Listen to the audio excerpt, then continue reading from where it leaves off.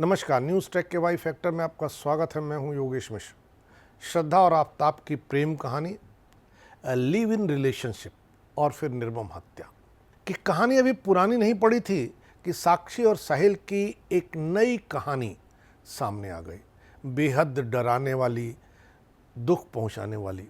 इन दोनों कहानियों को सिर्फ लव जिहाद से जोड़कर नहीं देखा जाना चाहिए, बल्कि इन्हें इस चश्मे से देखना चाहिए कि आखिर आदमी कितना बड़ा हिंसक पशु हो गया है, आदमी का मनोविज्ञान कितना तेजी से बदल रहा है। क्योंकि आफताब ने श्रद्धा की हत्या घर में की, उसके कई टुकड़े करके फ्रिज में रखे हो, चोरी से उसे फेंक आया हो। लेकिन साहिल ने तो साक्षी को सरेआम एक गली में ईंटों से कूच कूच के मार डाला। उस गली में लोग आते और जाते रहे। ऐसे में महत्वपूर्ण सवाल हो जाता है कि आने जाने वाले लोगों ने साक्षी की चीख पुकार क्यों नहीं सुनी, साहिल को क्यों नहीं रोका?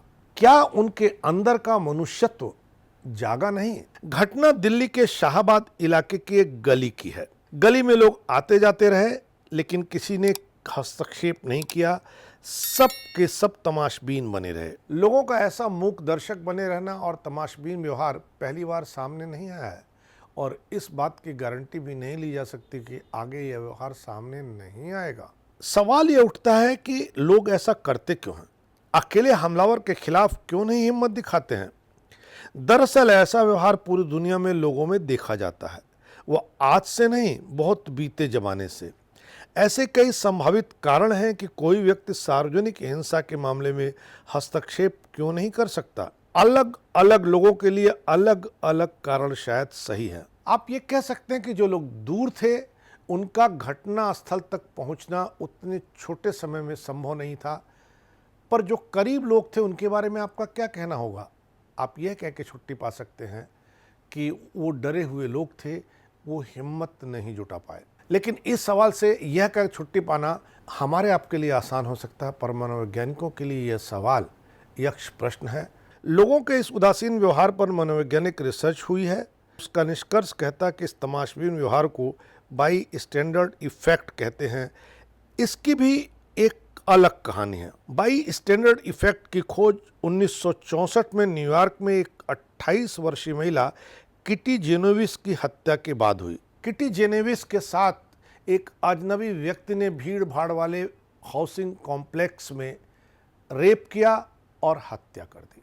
इस पूरे घटना को अंजाम देने में उसने आधे घंटे का समय लिया।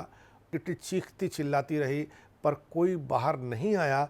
किसी ने पुलिस तक को फोन नहीं किया। जेनोविस मामले से प्रेरित होकर कई रिसर्च उस समय की गई। मनोवैज्ञानिकों की जिज्ञासा थी कि लोग इस तरह का व्यवहार क्यों करते हैं। सामाजिक मनोवैज्ञानिक बिब लताने और जॉन डार्ले ने किटी जेनोविस की हत्या के बाद तमाशबीनों के प्रभाव की अवधारणा को लोकप्रिय बनाया। इन्होंने दिलचस्प और आश्चर्यजनक प्रभाव खोजा कि भीड़ के समय लोग आगे नहीं बढ़ते, लेकिन अकेले जब लोग होते हैं तो निश्चित तौर से ऐसी घटनाओं का प्रतिकार करते हैं। लताने और डार्ले ने बाई स्टैंडर्ड प्रभाव की दो प्रमुख वजहें बताई: जिम्मेदारी का बंट जाना और सामाजिक प्रभाव। जिम्मेदारी बंट जाने का मतलब है कि जितने अधिक तमाशबीन होंगे, लोग कोई एक्शन करने के लिए उतनी ही कम व्यक्तिगत जिम्मेदारी का अनुभव करेंगे। सामाजिक प्रभाव का अर्थ है कि व्यक्ति अपने आसपास के लोगों के व्यवहार की निगरानी करता है ताकि यह तय किया जा सके कि कैसे कार्य करना है। यह भी देखा गया अक्सर लोग अकेले में भी कुछ नहीं कर पाते हैं, लेकिन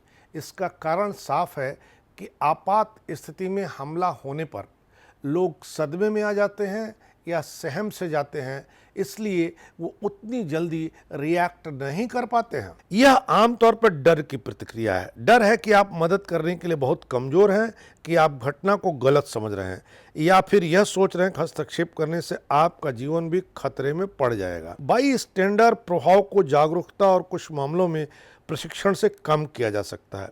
एक तकनीक यह है कि आप किसी घटना को देखकर सिर्फ चिल्ला भर दें, क्या चल रहा है या पुलिस आ रही है। इतना भर बोलने से दूसरों को भी कार्रवाई करने के लिए प्रोत्साहित किया जा सकता है। एक सक्रिय बाई स्टैंडर्ड उस समय सबसे प्रभावी होता है जब वह मानता है कि वह स्वयं एकमात्र व्यक्ति है जो चार्ज ले रहा है। इसलिए सहायता के लिए अन्य बाई स्टैंडर्ड्स को दिशा देना गंभीर रूप से महत्वपूर्ण हो जाता है। यानी अगर आप बाई स्टैंडर्ड के शिकार भी हैं तो चिल्ला सकते हैं। चिल्लाने के बाद आसपास के दूसरे लोग खुद ब खुद चार्ज हो जाएंगे और जो आदमी भीड़ भाड़ वाले इलाके में ऐसी दुर्दांत घटनाओं को अंजाम दे रहा है उसके ऊपर पिल पड़ेंगे। नतीजतन ऐसा सोचने वालों का साहस टूट जाएगा। इतना काम तो आप कर ही सकते हैं। मुझे लगता है कि साहिल और साक्षी के केस में लोगों ने इतना भी नहीं किया, इसलिए इस केस को लव जिहाद के साथ साथ इस नज़रिए से भी देखा जाना चाहिए। इस बार इतना ही। अगली बार फिर मिलेंगे किसी नए सवाल पर नए ढंग से बात करने के लिए। तब तक के लिए नमस्कार।